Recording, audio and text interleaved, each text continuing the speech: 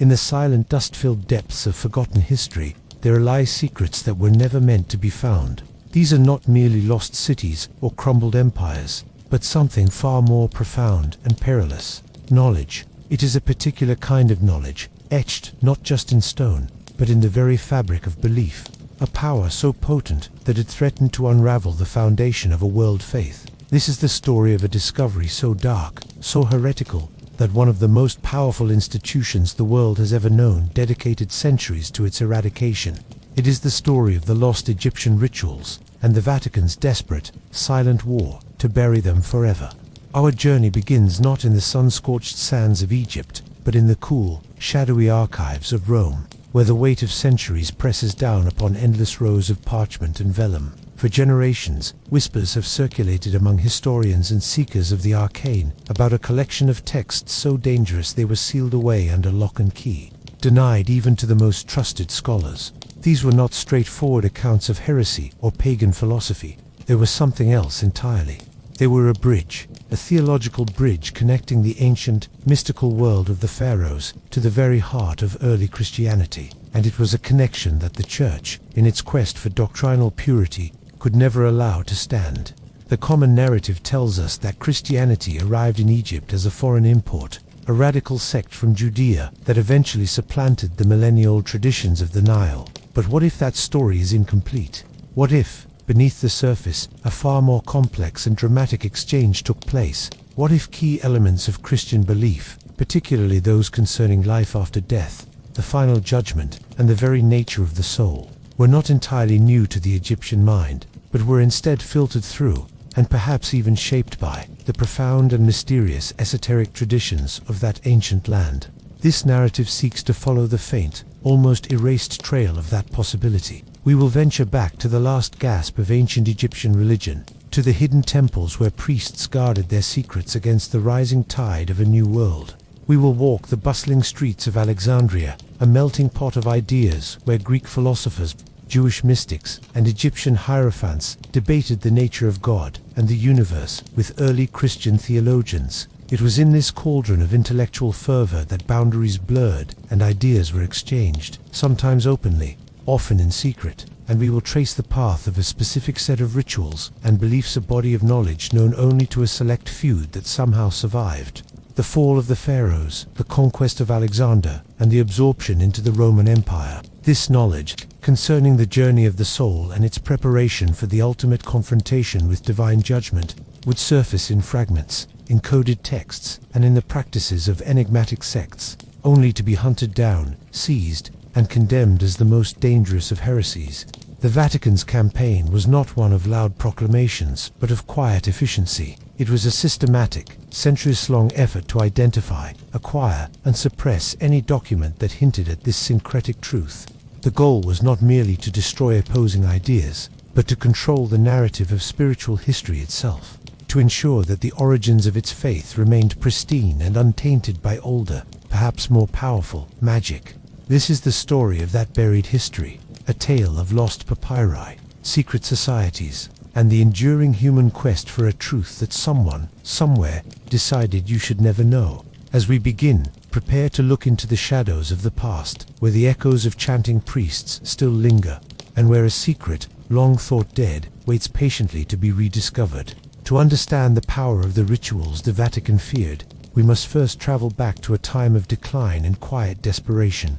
By the 3rd and 4th centuries AD, the grandeur of the pharaohs was a distant memory. Egypt was a province of the Roman Empire, its gods aging monarchs in a world that was rapidly forgetting their names. The great temples of Karnak and Luxor, once thrumming with the energy of thousands of priests and pilgrims, now stood as magnificent but hollow shells. The old faith was retreating, but it was not yet defeated. In its twilight, it became more profound, more esoteric, and more focused on the ultimate mysteries that had always been its core. The journey of the soul after death. The Egyptian conception of the afterlife was not a simple paradise of clouds and harps. It was a perilous, complex voyage through a dark and treacherous underworld, known as the Duat. This was not a place of punishment, but a realm of testing and transformation. The soul, or rather, the composite being made up of the Ka life force, the Baa personality, and the Ok, the immortal, shining spirit, had to navigate this landscape. Its goal was the Hall of Mat, the Hall of Final Judgment. There, the deceased's heart, the seat of conscience and morality, would be placed on a scale against a feather of Mat, representing truth, justice, and cosmic order. This was the pivotal moment. If the heart was heavy with sin, heavier than the feather, it would be devoured by a monstrous creature, part lion, part hippopotamus, part crocodile, known as Amit. This meant the second death, the total and utter annihilation of the soul. But if the heart was in balance, the soul would be declared true of voice and granted eternal life in the field of reeds, a perfected, radiant version of the world they had known. But this outcome was not left to chance. It required intense preparation. This is where the rituals began. For millennia, the Egyptian priesthood had developed a sophisticated system of magic, prayers, and spells designed to equip the soul for this journey. The most famous of these collections is the Book of the Dead. But that was a generic, if expensive, guide for the wealthy. The true power lay in the deeper, more secret rituals reserved for the priesthood and the royal family. These were the rituals that did not just guide the soul, but actively empowered it.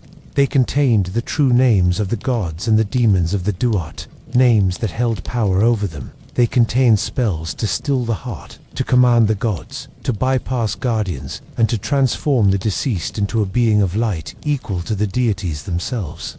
As the political power of Egypt waned, the guardians of this knowledge, the high priests, knew their world was ending. The old state-sponsored religion was collapsing. In response, they did what guardians of secret knowledge have always done. They went underground. The vast public liturgies ceased, but in hidden chambers beneath temples or in remote desert retreats, the inner circles continued their work. They began to compile and condense the most potent elements of their funerary literature into more concise, more powerful handbooks. These were not meant for placement in a tomb. They were living documents, studied and practiced by initiates to achieve spiritual mastery in life, ensuring a triumphant passage in death. It was this refined, concentrated form of the ancient wisdom that would eventually cross paths with the new and rising faith, while the old Egyptian heartland was conserving its secrets. On the coast, a dazzling metropolis was thriving like no other place on earth. Alexandria, founded by Alexander the Great, was the intellectual capital of the ancient world. Its legendary library was a magnet for the greatest minds from every corner of the known world. Here, Greek philosophers debated in colonnaded walkways, Jewish scholars translated their sacred texts into Greek, and Babylonian astrologers charted the heavens. And, crucially, here too were the Egyptian priests, not of the old, isolated temples, but men versed in both their native traditions and the Greek logic that dominated the city's discourse. It was in this vibrant, chaotic, and incredibly fertile environment that the first encounters occurred. The earliest Christians arriving in Alexandria found a population already steeped in complex theological and philosophical ideas. To explain their new faith, to make it comprehensible and appealing to the educated Greco-Egyptian populace, the early Christian apologists had to use the language of their audience. They began to use terms like logos, the word, a concept from Greek philosophy, to describe Christ.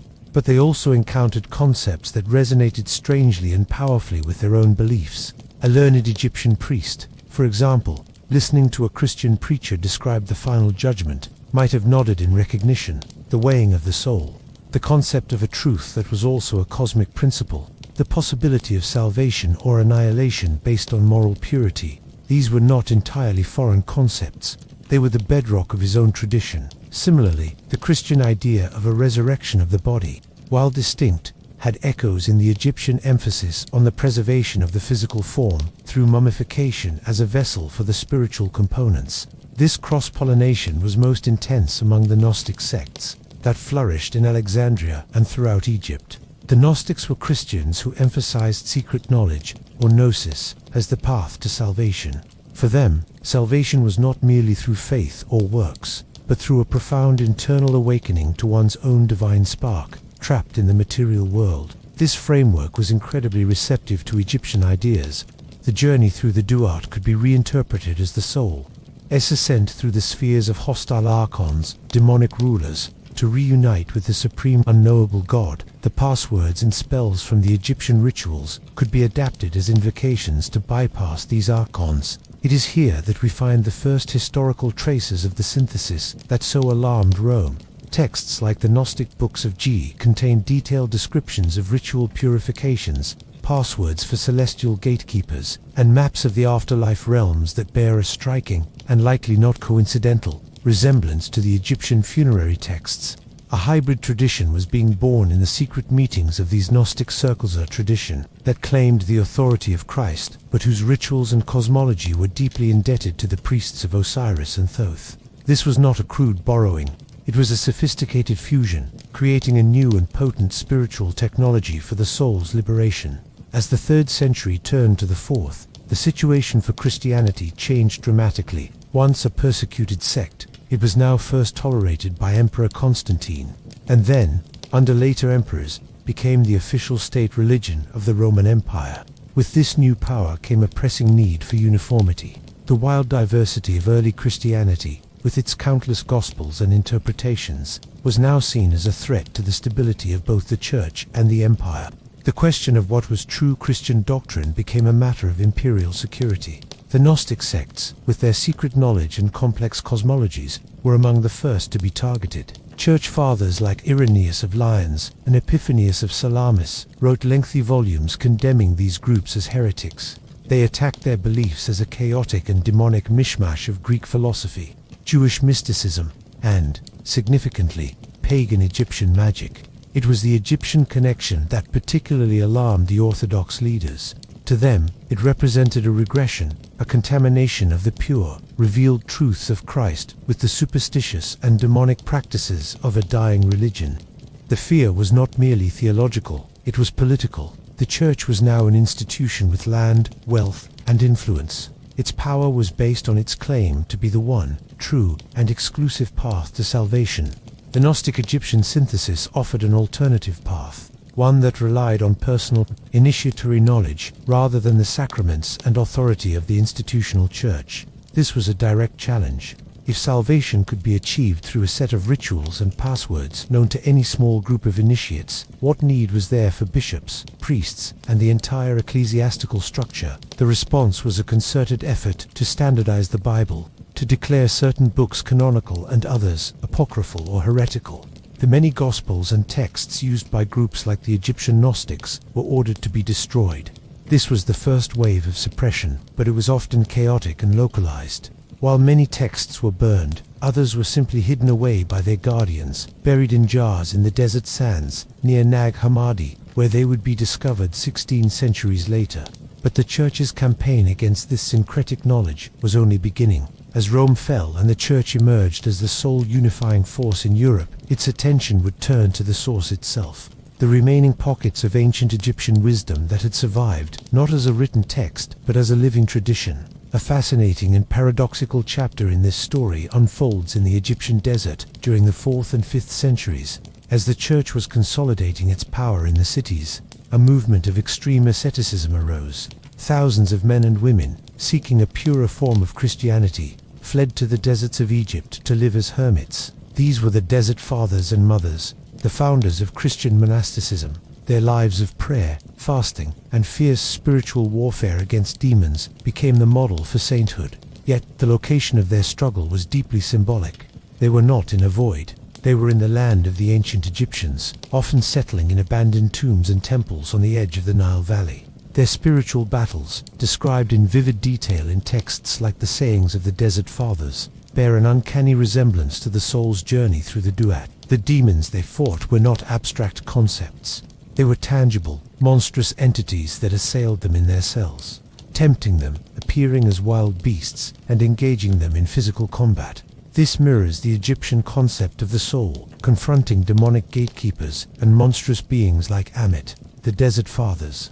Goal was to achieve apatheia, a state of perfect peace and impassibility, where the soul was no longer troubled by passions or demons. This is not entirely unlike the state of being true of voice, in balance with Mat. Having conquered the forces of chaos and disorder, it is possible that these early monks, many of whom were uneducated Egyptian peasants, were unconsciously influenced by the cultural memory of the old religion. The landscape itself was imbued with these stories. But some historians suggest a more direct influence. What if the last guardians of the pharaonic mysteries, seeing their world utterly transformed, adopted a new guise? What if some of these pagan priests, realizing the old gods were gone, converted to Christianity but brought their profound understanding of spiritual combat and ascetic discipline with them into the desert? Their knowledge of confronting and mastering the dark forces of the unconscious mind, refined over millennia, could have easily been reinterpreted within a Christian framework. The rituals of preparation for the afterlife became the daily practices for achieving holiness in life. The Vatican, later, would venerate the Desert Fathers as paragons of orthodoxy, perhaps never realizing that their methods may have carried the faint, sanctified echo of the very rituals they sought to erase. The 7th century brought a cataclysm that would forever alter the geopolitical and religious landscape of the Middle East and North Africa. The Islamic conquests. Arab armies swept out of the Arabian Peninsula, and by 641 AD, Egypt was under Muslim rule. For the Church in Rome, this was a disaster. The ancient heartland of Christianity, the home of the Desert Fathers and some of the most important early theological schools, was now beyond its direct political control. The Coptic Church, the native Christian Church of Egypt, continued to flourish, but its relationship with the Roman Pope became increasingly distant over theological and political differences. This event created a crucial diversion.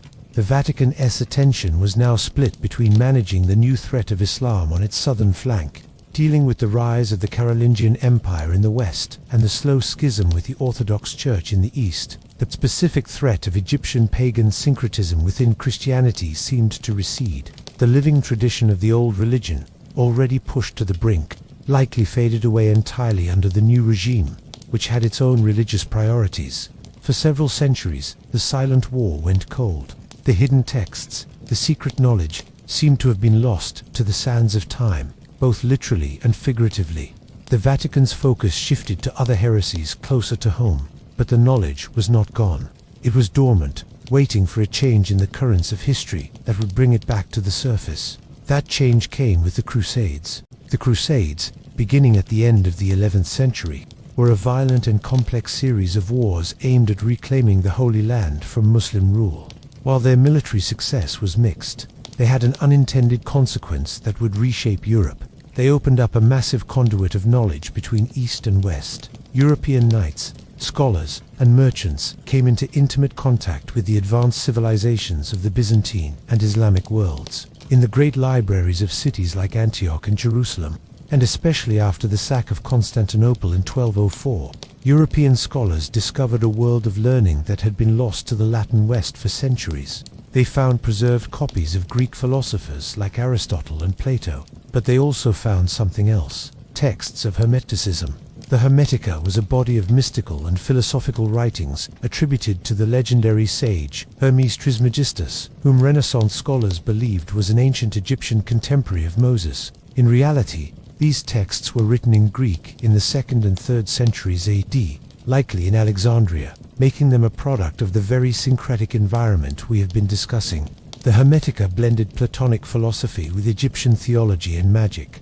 It spoke of a single, supreme God, of the cosmos as a divine creation, and of the potential for the human soul to achieve gnosis and ascend to the divine through ritual and knowledge. When these texts were brought back to Italy in the 15th century, they caused a sensation. For the intellectuals of the Renaissance, this was not heresy. It was a Prisca theologia, an ancient theology that predated and foreshadowed Christianity. They believed Hermes Trismegistus was a pagan prophet who had predicted the coming of Christ. Figures like Marsilio Ficino, under the patronage of the Medici, translated the Hermetic texts with enthusiasm. For a brief, glorious period, it seemed that the wisdom of ancient Egypt would be welcomed into the heart of Western thought. But the Vatican watched this development with deep suspicion. The Church had spent a millennium building a wall around Christian doctrine.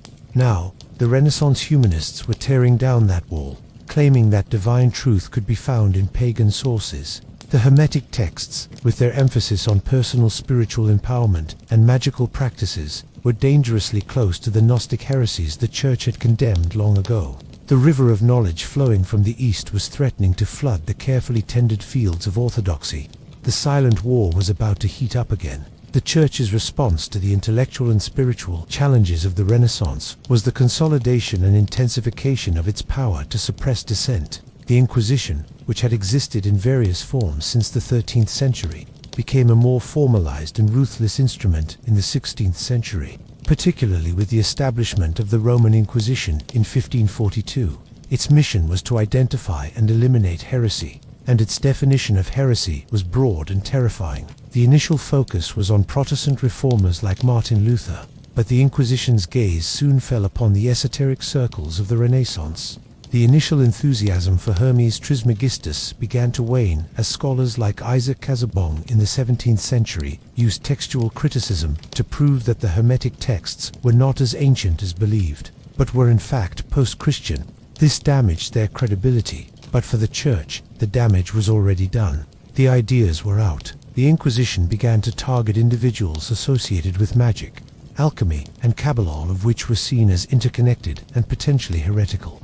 But behind this lay a specific fear, the fear of a resurgent Egyptian paganism disguised as Christian mysticism. The rituals described in the Hermetic and other esoteric texts sounded alarmingly like the reports of the early Church Fathers about the Gnostic heresies. The idea that a person could, through specific rituals, words, and knowledge, command spiritual beings and force their way into heaven was the ultimate challenge to the Church's sacramental system, where grace was dispensed solely through its authority. The strategy shifted from simply burning heretical books to a more sophisticated campaign of acquisition and sequestration. Agents of the Inquisition, often learned men themselves, were tasked with seeking out and confiscating libraries belonging to suspected heretics, alchemists, and magicians. The goal was not always public destruction. Many of these texts were deemed too dangerous for anyone's eyes. They were taken to Rome and deposited in the secret archives of the Vatican, locked away in a kind of intellectual quarantine. It was during this period that the Vatican is believed to have acquired its most sensitive collection of forbidden knowledge. Collection that supposedly included the most complete and dangerous manuscripts detailing the direct lineage of rituals from pharaonic Egypt to the Christian Gnostics. These texts were buried not in sand, but in bureaucracy, protected by a wall of silence and fear. The 18th century Enlightenment presented a challenge to the Vatican that was fundamentally different from the heresies of the past. This was not an alternative Christian theology. It was an assault on the very foundations of revealed religion itself. Thinkers like Voltaire and Diderot championed reason, science, and religious skepticism.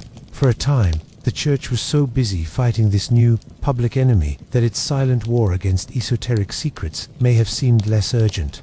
Paradoxically, the Enlightenment created the conditions for the old secrets to re-emerge in a new form. The rise of Freemasonry, with its fascination with ancient wisdom, symbols, and initiation rituals, provided a new vessel for the perennial ideas. Masonic lodges, particularly those in Europe, began to incorporate Egyptian motifs into their symbolism. Obelisks, pyramids, and the all-seeing eye of Horus became common features. For these Masons, Egypt represented not a demonic paganism, but the cradle of civilization and a repository of timeless, rational wisdom that predated and informed all religions. This was perhaps more threatening than the Gnostic heresies. The Gnostics still believed in a spiritual world. The Enlightenment was fostering materialism, but Freemasonry offered a third way, a non-dogmatic, deistic spirituality based on reason and moral improvement, but steeped in the symbolism of the very traditions the Vatican had tried to suppress. The Church responded with a series of papal bulls condemning Freemasonry, accusing it of naturalism, relativism, and secret plots against the Church. The fear was that the Masons had somehow gotten hold of the forbidden knowledge that the rituals the Vatican had buried were being practiced again in secret lodges, stripped of their Christian context and transformed into a tool for a new secular world order. The silent war was no longer just about protecting a theological narrative. It was about maintaining temporal power in a rapidly changing world.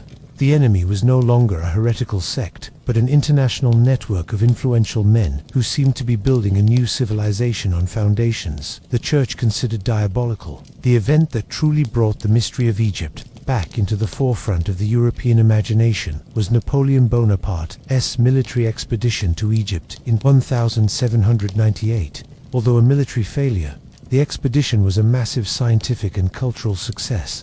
Napoleon brought with him a commission of over 160 scholars, scientists, and artists who studied every aspect of the country. Their findings, published in the monumental description de l'Egypte, ignited a firestorm of Egyptomania across Europe.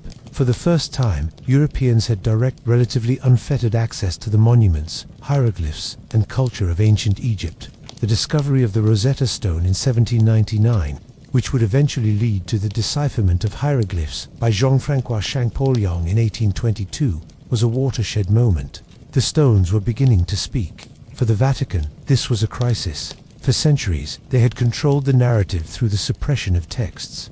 Now, the source material itself was being exposed to the world. Scholars were no longer reliant on potentially corrupted Greek summaries or heretical Gnostic texts. They could go directly to the tomb walls and the papyri. What would they find? Would they discover, inscribed for all to see, the rituals of the weighing of the heart, the names of the gods, the maps of the Duat? And would the world then make the connection that the Church had feared for so long? The Vatican's response had to adapt. Outright suppression was no longer possible in an age of printing, public museums, and scientific inquiry. Instead, the strategy shifted to one of interpretation and containment. The Church began to promote its own scholars, Egyptologists who would frame the ancient religion within a safe, historical context. They emphasized the polytheistic and primitive aspects of the religion, carefully distancing it from Christian theology.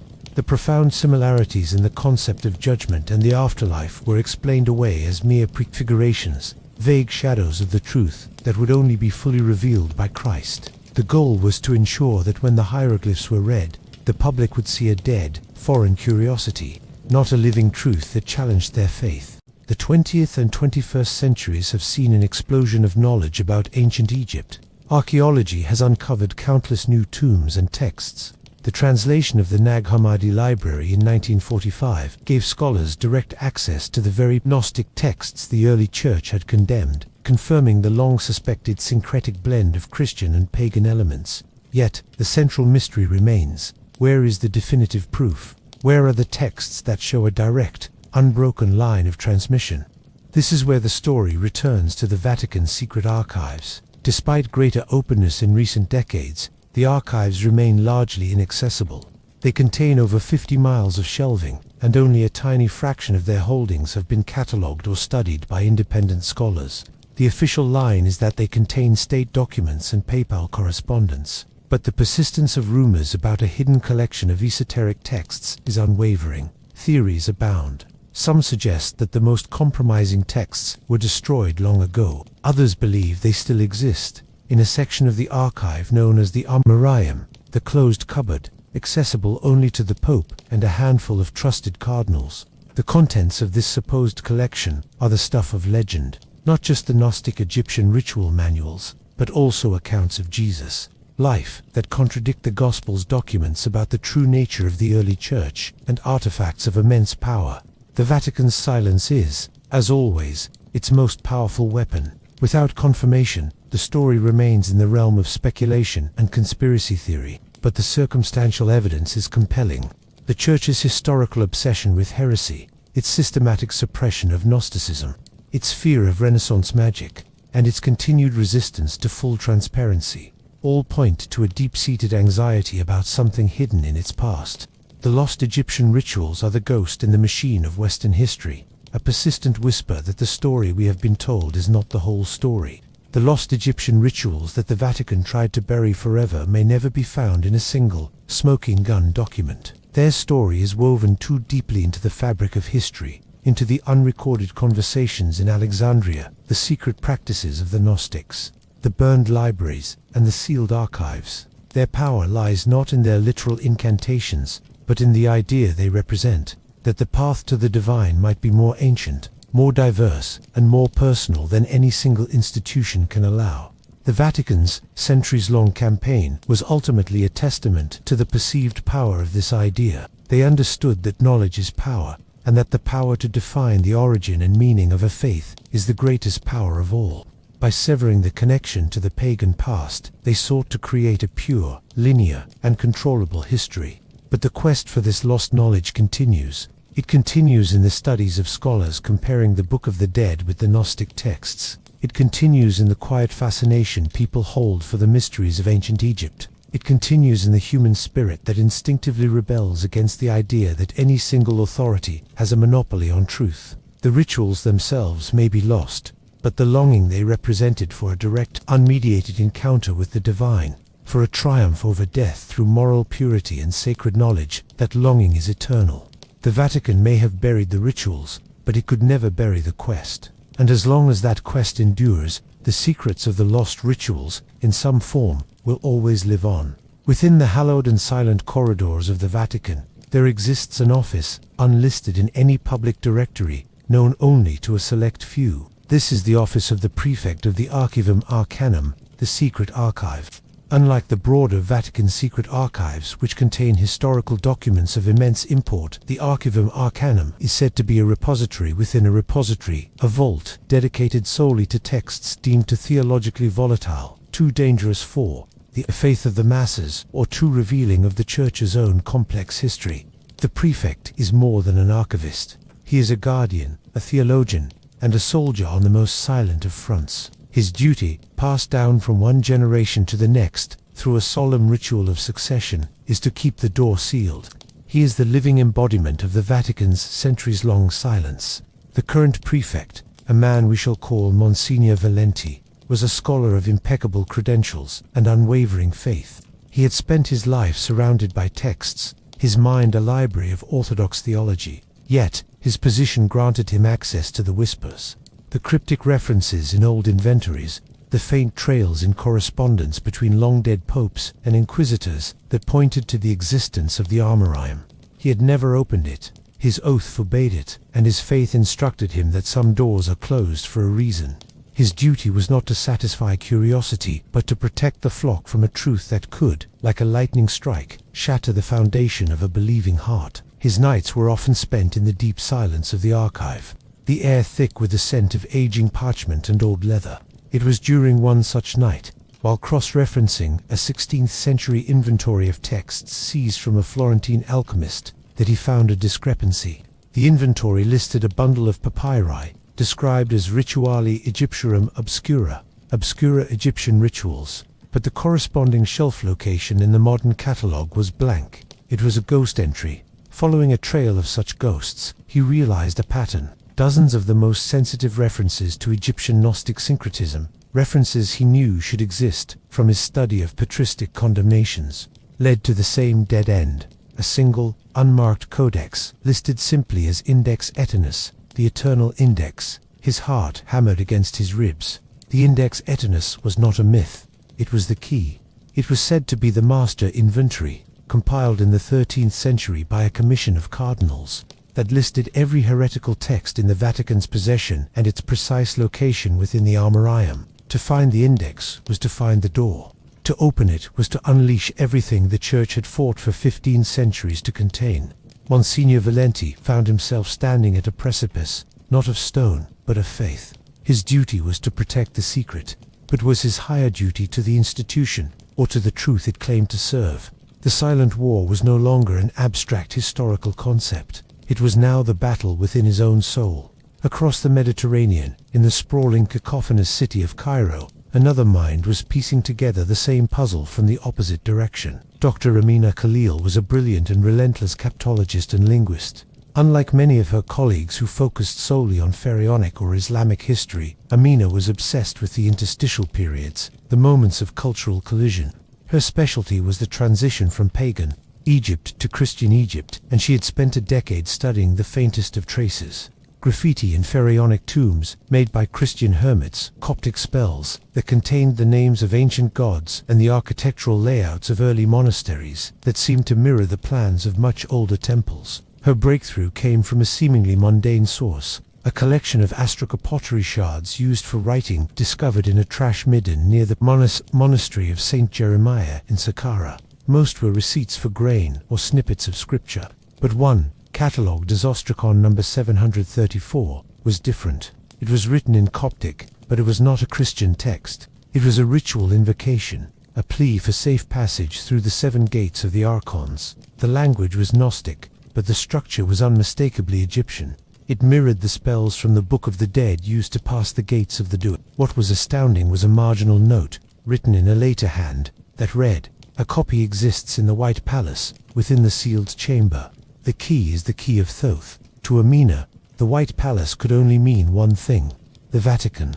The sealed chamber was the stuff of legend, but the key of Thoth was a phrase that resonated deep within her expertise. Thoth was the Egyptian god of wisdom, writing, and secrets. The key was not a physical object, but a linguistic cipher. She had seen references to it in the most cryptic of the Hermetic texts. It was a method of encoding messages within the seemingly straightforward hieroglyphic and Greek texts. A cipher based on the sacred geometry of temple architecture and the numerical values of divine names. The Gnostic communities of Egypt, she theorized, had used this cipher to hide their most secret rituals in plain sight. Within texts that, to the uninitiated, appeared to be Orthodox Christian prayers, the Vatican, she believed, had these texts but had never understood what they truly contained. They had buried the seed, thinking it a stone. She needed to see those texts. Dr. Kalale's research grant brought her to Rome for a conference on late antiquity. It was a pretext. Her real goal was to gain access to the Vatican Library, to get as close to the secret archives as possible. She knew a direct request would be rejected. Instead, she used her academic credentials to arrange a meeting with the one man who might understand the significance of her discovery, Monsignor Valenti. The meeting in his austere office was a study in contrasts. Amina, vibrant and driven, her words spilling out with the passion of discovery. Valenti, reserved and measured, a man for whom every word was weighed before it was spoken. She presented him with a photograph of Ostracon number 734, leaving out the note about the White Palace. She spoke of her theory of the Gnostic Egyptian synthesis as a historical curiosity, a fascinating dead end in theological evolution. Valenti listened, his face a mask of calm. But internally, he was reeling. The ritual she described, the 7 gates of the archons, matched a description in a 4th century letter from Saint Jerome that he had read only the week before.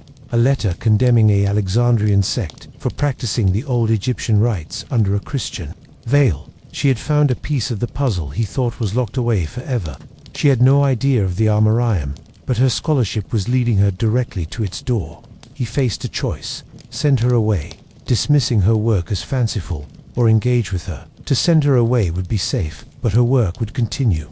She might publish her findings, attracting other scholars, creating a wave of inquiry that would be harder to control than a single, manageable individual.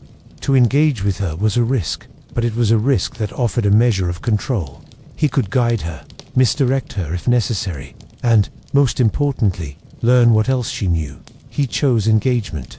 He complimented her scholarship, feigning a mild academic interest. He agreed that the syncretic period was understudied and offered her limited, supervised access to some of the less sensitive Coptic manuscripts in the library's collection. It was a carefully calculated move. He would give her just enough to keep her occupied and close, while he investigated the connection between her Ostracon and the ghost entries in his inventory. An unlikely alliance was formed, built on a foundation of mutual suspicion and unspoken agendas. The keeper of the secrets and the seeker of truth were now dancing a delicate minuet, each step bringing them closer to the heart of the mystery. For weeks, Amina worked in the reading room of the Vatican Library, poring over the manuscripts Valenti had permitted. They were fascinating, but they were, as he intended, doctrinal texts and saintly lives that offered no real clues. She grew frustrated. She knew she was being managed. Valenti would occasionally stop by, asking polite questions about her progress, his eyes missing nothing. She realized that if she was to make a breakthrough, she would have to trust him with a piece of the truth. During one of his visits, she took a risk. She showed him the full translation of the Ostracon, including the note. A copy exists in the White Palace, within the sealed chamber. The key is the key of Thoth. Valenti's composure cracked for a fraction of a second. A flicker of something not surprise, but recognition passed behind his eyes. He recovered quickly, but it was enough for Amina. She had him. "You know what this means, Monsignor," she said softly. "The White Palace. You know where this sealed chamber is." Valenti was silent for a long time. The game had changed. She was no longer a naive scholar. She was a direct threat, armed with specific information. Denial was useless. "The White Palace is a fable," Dr. Khalil, he said, choosing his words with extreme care. But the key of Thoth, that is an interesting phrase. In our collections, we have fragments attributed to Hermes Trismegistus, the Greek name for Thoth. They are considered philosophical curiosities. Let me see them, Amina pressed. Not the published fragments, the unpublished ones. The ones your predecessors deemed too dangerous to print. Valenti knew he was crossing a line from which there could be no return. But he was also a scholar, and the mystery was tugging at him with an almost physical force. He nodded. Very well, but this stays between us. You will tell no one. The text he brought her the next day was a Greek manuscript, a copy of a fragment of the Hermetica that had been in the Vatican's possession since the Renaissance. It was a discourse on the nature of the divine word, the Logos. To most readers, it was abstract theology, but Amina, armed with her theory of the cipher, began to look at it not for its meaning, but for its structure. She analyzed the number of letters in each paragraph, the numerical values of key words, the repetitions of certain syllables. She compared it to the geometric principles found in the design of the Temple of Horus at Edfu. After 3 days of intense, silent work, she found it. A pattern emerged. Certain letters, when extracted based on a sequence derived from the sacred geometry, formed a new text. It was a short, stunningly clear set of instructions, ritual for the opening of the way. It described a meditation technique, a controlled breathing pattern, and a vocalization of a series of vowels that were not words, but vibrations. It was a psychological and spiritual technology for preparing the soul for the journey after death. It was the core of the lost rituals, hidden for centuries within a text that had been sitting on a shelf. Misunderstood. She had done it. She had found the key of Thoth. She looked up at Valenti, her eyes wide with triumph and awe. It's real, she whispered. It's all real. And this ... this is just a fragment. The complete ritual must be in your sealed chamber. Valenti looked at the decoded text, then at the fervent face of the scholar. He felt the walls of his world shifting. This was no longer heresy. It was a profound, lost human wisdom. The Church had not been protecting the faithful from a demonic lie. It had been hiding a competing truth. The weight of his oath felt suddenly, unbearably heavy.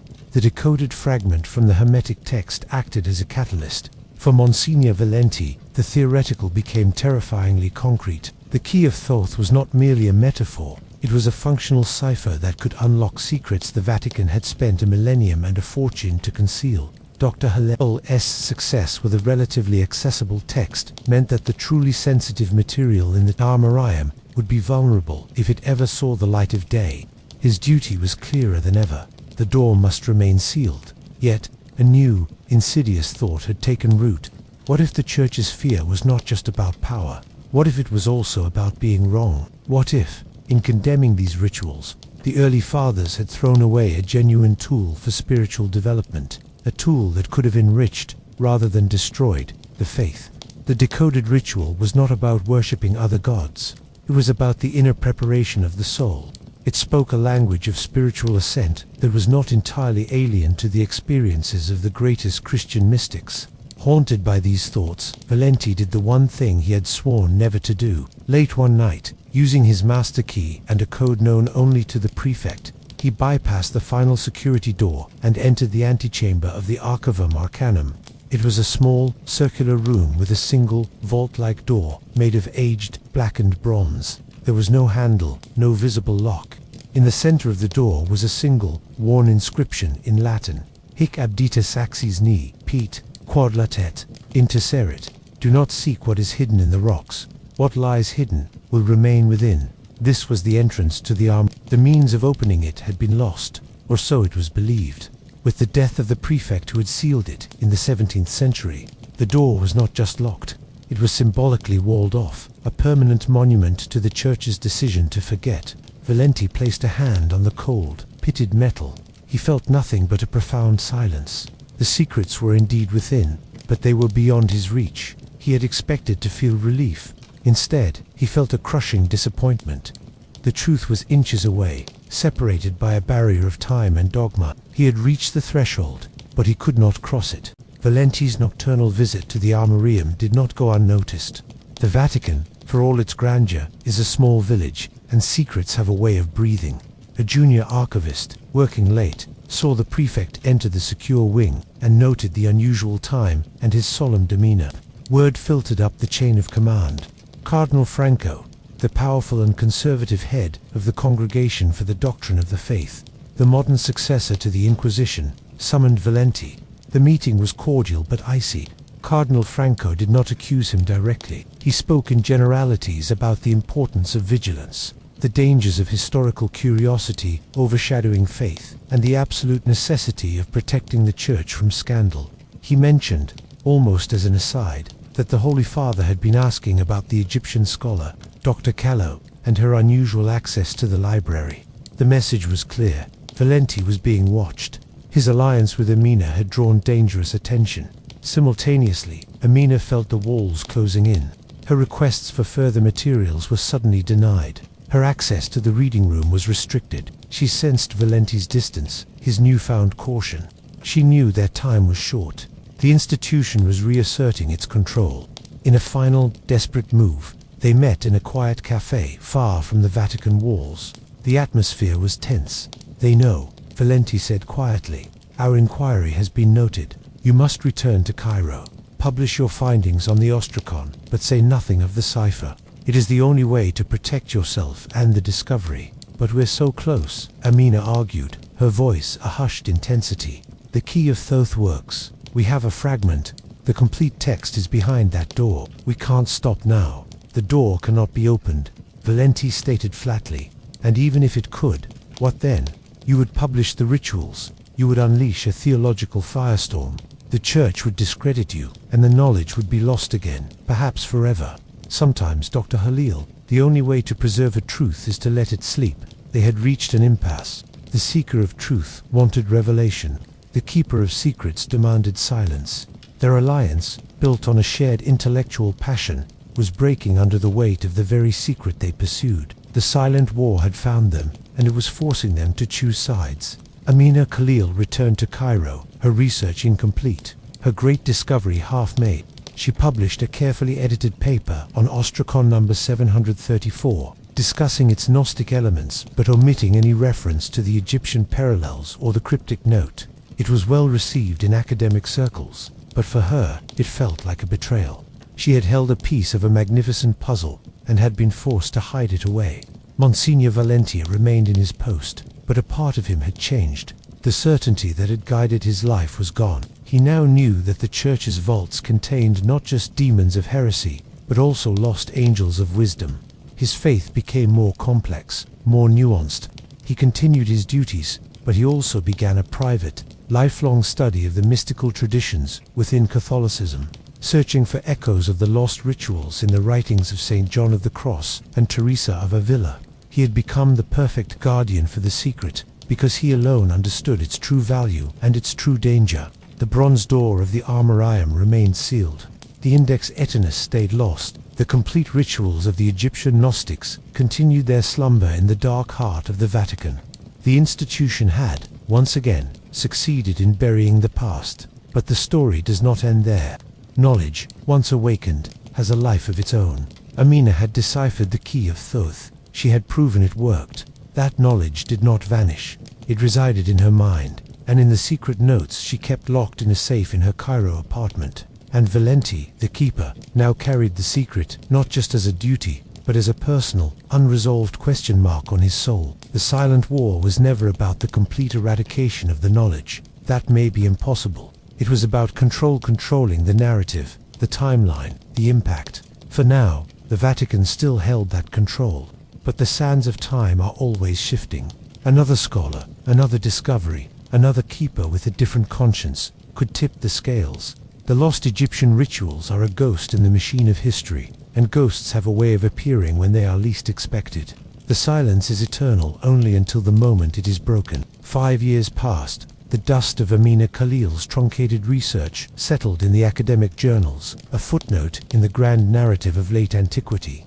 In Cairo, Amina continued her work, but a quiet frustration had taken root in her heart. She felt like an astronomer who had glimpsed a new galaxy through a crack in the observatory dome, only to have the crack sealed shut. She maintained a polite, distant correspondence with Monsignor Valenti. Their letters, a sterile exchange of published academic references, a silent acknowledgement of the chasm that lay between them. The secret was a third presence in their communication, never mentioned, always felt. Then, a new whisper emerged, not from the vaults of Rome, but from the relentless sands of Egypt. An archaeological team, funded by a German university, was conducting a survey in the eastern desert, far from the Nile's embrace. They were not looking for temples or tombs. Their focus was a remote network of caves that had served as a refuge for early Christian anchorites. In one of the deepest, most inaccessible chambers, shielded from the elements and from time itself, they found a cache of codices. They were not papyri, but bound parchment books, remarkably preserved by the dry, stable climate. The writing was Coptic. News of the discovery spread quickly through the small world of Coptology. When images of the first pages reached Amina's inbox, her breath caught in her throat. The script was a distinctive, elegant hand she recognized from years of study. It was the same hand that had written the marginal note on Ostracon number 734. This was not just another collection of psalms or gospels. The title page of the first codex, though faded, was starkly clear. The Book of the Seven Gates, a guide for the soul's ascent, given to the elect by the wisdom of the ages. This was it, the complete text. The rituals the Vatican had tried to bury had survived, not in its secret archives, but in the very desert where the last echoes of the old gods had mingled with the chants of the first monks.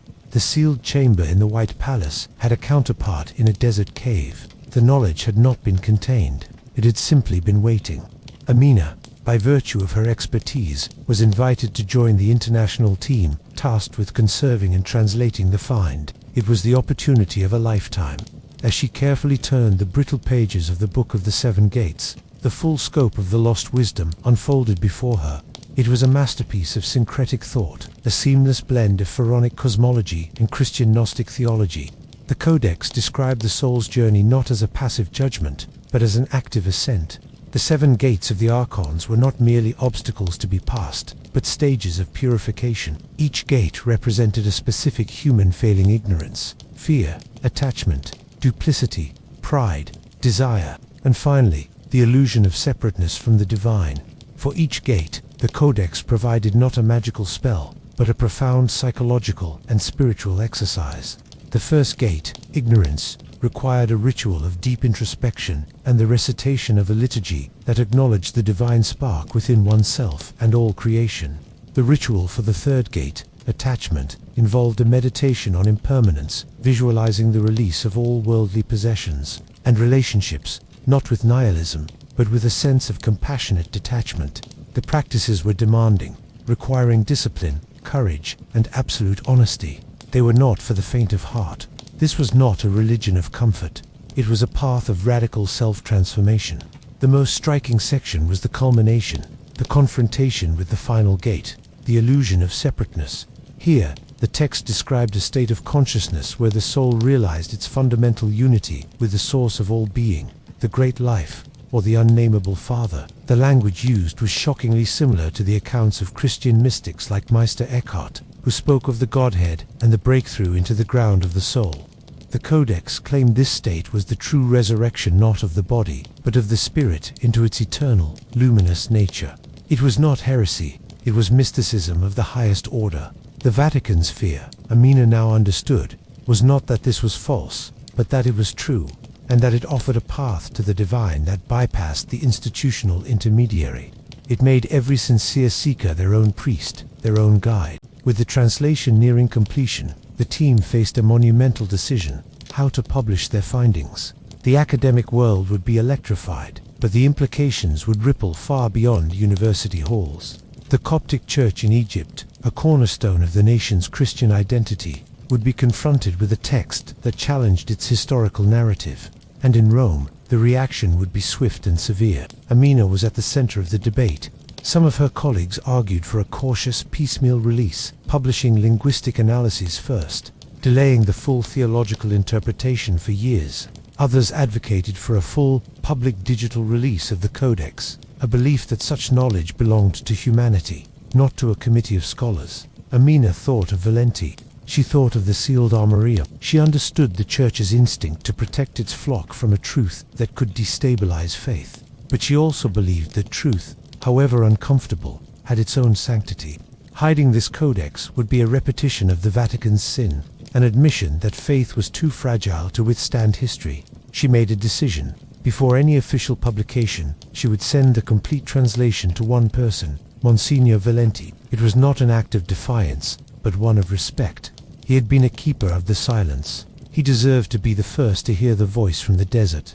She included a short note. The secret was not yours to keep. It never was. It belongs to the desert, to the seekers. What will you do now?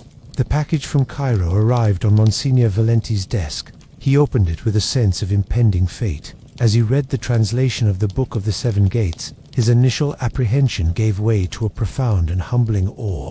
This was far beyond the fragment they had decoded years ago. This was a complete system, a roadmap of the soul.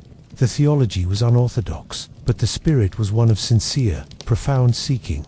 It was beautiful. He saw, with chilling clarity, why his predecessors had feared it. Its power was undeniable. It offered a direct, experiential path to God that made the Church's sacramental system seem almost transactional by comparison. But he also saw something they had missed. This was not a threat to true faith, but a challenge to institutional control. It called for a faith that was deeper, more personal, and more demanding. Cardinal Franco would demand a response. He would likely pressure the Vatican to issue a statement preemptively condemning the Codex as a Gnostic forgery, to discredit it before it could gain traction. The old playbook of suppression would be activated. Valenti spent a long night in prayer and thought, not before an altar, but in his study, surrounded by the silent witnesses of history. He realized that continuing the silence was no longer an option. The truth was out of its bottle. The Church could either try to smash the bottle, a futile effort in the digital age, or it could try to understand the genie. The path of condemnation would only create more scandal and drive the conversation underground, as it had always done. There was another way, a far more dangerous but perhaps more truthful way: engagement. Monsignor Valenti requested a private audience with the Holy Father. It was an unprecedented move for a man of his rank, bypassing Cardinal Franco and the entire curial hierarchy. In the papal library, surrounded by the accumulated wisdom of centuries, Valenti laid out the entire story. His discovery of the ghost entries, Dr. Callow's researched the decipherment of the Key of Thoth, and now the complete Book of the Seven Gates from the desert. He did not plead for acceptance of the text. Instead, he argued for a new strategy of intellectual and spiritual courage. He proposed that the Vatican, rather than condemning the Codex, should sponsor a major international conference on the text. They would invite the world's leading scholars, including Dr. Khalil, and theologians from within the Church. The theme would not be heresy and orthodoxy, but mystical pathways, diverse expressions of the soul's journey to God. He argued that the Church should not be afraid of its own history. It could acknowledge that in its early centuries it interacted with diverse ideas, and that some of those ideas, while not part of the canonical deposit of faith, contained elements of genuine spiritual insight. It could frame the Codex not as a threat, but as a historical witness to the universal human longing for God, a longing that found its fulfillment in the Church, but which also expressed itself in other ways. It was a bold, radical proposal that sought to integrate the lost knowledge into a broader narrative, rather than suppress it. The Pope, an intellectual and a pastoral man, listened intently. He saw the risks of scandal, but he also saw the greater risk of appearing fearful, rigid, and opposed to truth. He saw an opportunity for the Church to lead a difficult conversation with wisdom, rather than react with fear. The conference was held. It was, as expected, a scene of intense debate and global attention. Cardinal Franco and his allies voiced their strong objections, but they were countered by other theologians who saw in the Codex a fascinating parallel to their own mystical tradition. Amina Khalil presented her findings with academic rigor and a palpable sense of reverence. Monsignor Valenti spoke about the Church's duty as a guardian of truth, even when that truth was complex and challenging. There was no grand resolution. No dogma was changed. The Book of the Seven Gates was not added to the Bible, but something significant had shifted. The Vatican had not buried the secret. It had helped to bring it into the light, on its own terms. The lost Egyptian rituals were no longer a hidden threat. They were a subject of open, scholarly, and theological discourse. The silent war was over. It had ended not with a victory for one side or the other, but with a truce based on a fragile, hard-won understanding. The Church had learned that some truths cannot be buried forever, only faced with courage. And the seekers of knowledge had learned that revelation requires responsibility. Amina and Valenti stood together after the final session, watching the scholars disperse. The desert and the archive had finally met in the open air. "It's not the end," Amina said softly. "No," Valenti replied, a faint smile on his lips. "It is a new beginning. The thread is unbroken. The quest continues, but now it continues for everyone." The lost rituals were lost no more. They had returned, not as a weapon to shatter faith, but as a mirror in which faith could see its own deeper, more mysterious reflection. And in that reflection, the ancient chant of the Egyptian priest and the whispered prayer of the Christian monk were revealed to be, perhaps, different verses of the same eternal song. The conference ended, but its echoes reverberated through the halls of academia, theology, and spiritual practice. The publication of the Book of the Seven Gates was a seismic event. For scholars, it was a missing link, forcing a dramatic revaluation of the religious landscape of late antiquity. The sharp boundaries between pagan, Gnostic, and Orthodox began to blur, replaced by a more nuanced understanding of a world in creative, often tense, conversation with itself. Within the global Christian community, reactions were mixed. Progressive circles embraced the text as a validation of a more mystical, experiential faith. They formed study groups, exploring the Codex's seven gates as a framework for modern spiritual development. Traditionalist factions, however, decried the Vatican's involvement as a dangerous compromise with heresy. The conference had not quelled dissent. It had simply moved the debate from the shadows into the open. Cardinal Franco and his allies became the vocal core of a resistance movement within the Church, arguing that Valenti's new path was a slippery slope toward doctrinal relativism. Amina Khalil returned to Cairo a celebrated, if controversial, figure. She had achieved what she had once thought impossible. She had brought the lost knowledge into the world, but with success came new challenges. She was now the global authority on the Codex, inundated with requests, criticisms, and wild theories. The pure thrill of discovery was now tempered by the burdens of fame and the relentless scrutiny of the public eye.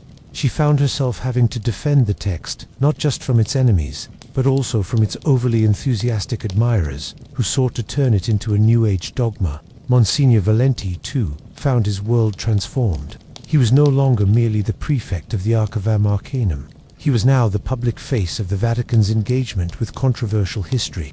He was praised by some as a visionary and condemned by others as a traitor. The quiet solitude of the archives was replaced by a relentless schedule of lectures, interviews, and private meetings with concerned bishops. The silent war was over, but he was now on the front lines of a very public, and often painful, theological conflict. A year after the conference, the German-Egyptian team resumed its work in the desert cave system. The initial discovery had been so staggering that it had taken months to fully document and remove the first cache of codices. Now, probing deeper into a narrow fissure at the rear of the chamber, they found a second, smaller niche. Inside was a single, exquisitely preserved codex, wrapped in a cloth of faded linen. It was smaller than the Book of the Seven Gates, but the script was the same. When images reached Amina, she immediately saw that this was different. The title was the scroll of the final integration, whereas the first codex was a guidebook for the soul's journey after death. This new text was explicitly about achieving that state of unity in life. It described a series of advanced, intensely demanding practices designed to dissolve the ego and bring about what it called the dawn within the heart, a permanent awakening to the divine reality. The text was breathtaking, but it was the final section that sent a shockwave through Amina. It contained a historical prologue, a story of the text's own creation. It claimed that this wisdom was the core of the inner teachings of a secret school within the Temple of Ammon at Thebes, passed down through generations of high priests. When the temple's power waned, a master of the school, a man named Sakim, had converted to Christianity, seeing in the teachings of Jesus a parallel expression of the same eternal truth. Sakim and his inner circle of initiates had then encoded their knowledge into these texts, hiding them away for a time when the world would be ready to receive. A wisdom stripped of tribal dogma and focused solely on the direct experience of the divine. This was the final, undeniable proof. It was not just a parallel development, it was a direct lineage. a master of the Egyptian mysteries, had consciously sought to preserve his tradition within the framework of the new faith. The Vatican's deepest fear was not a paranoid fantasy. It was historical fact. Amina knew that this second codex was even more volatile than the first. It didn't just describe a path, it claimed a historical authority that directly challenged the uniqueness of Christian revelation. She sent the translation to Valenti with a sense of trepidation. In Rome, Valenti read the scroll of the final integration with a sinking heart. The text was profound, but its historical claims were a bridge too far for the Church. Cardinal Franco, who had gotten wind of the new discovery through his own networks, acted swiftly. He went to the Pope with an ultimatum. Monsignor Valenti had to be removed from his post, and the Vatican had to issue an official monotum, a warning against the theological dangers of the codices. If the Pope refused, Franco hinted, he and a significant number of cardinals would make their dissent public, potentially causing The Pope was caught between his desire for openness and the very real threat to the unity of the Church. The second codex had changed the game.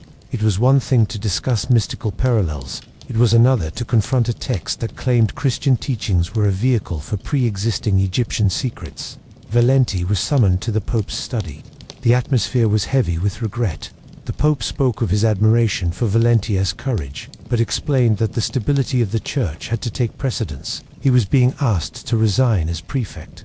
He would be given a new, honorary position, a quiet retirement. The Vatican would acknowledge the new codex, but would frame it strictly as a historical curiosity of no theological significance. The new path had reached its end. Valenti returned to his quarters, the weight of the decision pressing on him. He had spent his life as a servant of the institution. His identity was intertwined with the Church. To accept this quiet retirement was the obedient, peaceful path. He could live out his days in prayer and study, and the storm would pass. But as he walked in the Vatican gardens that evening, he felt a profound disconnect. The manicured lawns, the ancient fountains, the towering walls, they now felt like a gilded cage. He thought of Sekhem, the Egyptian master who had made a choice centuries ago. He had chosen to preserve his truth, even if it meant hiding it, even if it meant adopting a new external form. Sekhem had been faithful to the knowledge, not just to the institution. Valenti realized that his own choice was not about career or comfort. It was about fidelity. Was his highest fidelity to the institution of the Church, or to the truth that the Church claimed to serve? The second codex was not heresy. It was a key to understanding the deep, mystical roots of humanity's relationship with God. To allow it to be dismissed as a curiosity felt like a betrayal of his vocation as a scholar and a priest. He made his decision. He would not accept the retirement. He would resign from his post entirely. He would leave the Vatican. Valenti's resignation sent shockwaves through the Vatican. He gave no public reason, speaking only of a call to a different path of service. He packed his few personal belongings and, for the first time in decades, walked out of the Vatican gates as a free man. He did not return to his family in Italy. Instead, he bought a ticket to Cairo. Amina met him at the airport. There were no words needed. The keeper of the archive had come to the seeker in the desert. Together, they traveled to the site of the cave discovery. Standing under the vast star-filled desert sky, the silence was different from the silence of the archives. It was not a silence of secrets, but a silence of eternity. Valenti had not come to lead or to preach. He had come to learn, to listen, to finally engage with the knowledge not as a threat to be managed, but as a wisdom to be lived. With Amina and a small, dedicated group of scholars and practitioners, he helped establish the Library of the Two Lands, a research center dedicated to the study of the codices and the exploration of their practices. It was a place where the rigor of scholarship met the discipline of spirituality. The Vatican did not collapse. The Church continued, its doctrines unchanged. But a new stream had entered the river of spiritual knowledge. The lost Egyptian rituals were no longer a ghost in the machine. They were a living tradition again, studied, debated, and practiced by those drawn to their profound and demanding path. The war was truly over. It had ended not with a victory for one side, but with a dissolution of the old battle lines. The desert had welcomed the archive, and the archive had found its true home in the boundless desert of the human search for meaning. The rituals were lost no more. They had been found, and in the finding, they had begun their work once again, guiding souls not through the do-it of the ancients, but through the inner wilderness of the modern heart, toward the same eternal dawn.